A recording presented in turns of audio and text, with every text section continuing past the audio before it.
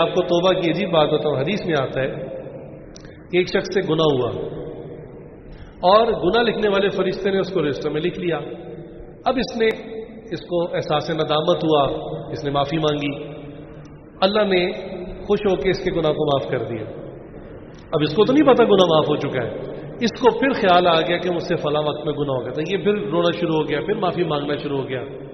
اب گناہ تو اللہ پہلے ہی معاف کر چکے تھے.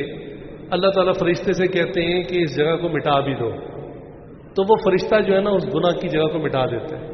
یہ بندہ پھر کسی وقت میں معافی مانگنا شروع کر دیتا ہے، پھر رونا شروع کر دیتا ہے. اللہ تعالیٰ فرماتے ہیں اچھا اب اس نے گناہ کی توبہ کی تھی، میں نے توبہ قبول کر لی تھی، پھر معافی مانگی، میں نے گناہ بھی مٹوا دیا تھا، اب یہ جگہ خالی ہے اور یہ گناہ سے توبہ کرنے سے باز نہیں آ رہا، اب اس خالی جگہ پر تم نیکی لکھ دو.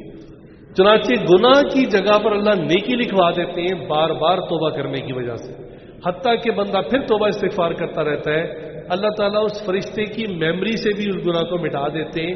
کل قیامت کے دن وہ فرشتہ گواہی بھی نہیں دے سکے گا یا اللہ اس نے گناہ کیا تھا اور میں نے لکھا تھا. اللہ فرشتوں کی میموری کو بھی ریز کر دیتا. توبہ استغفار ایسی چیز ہے.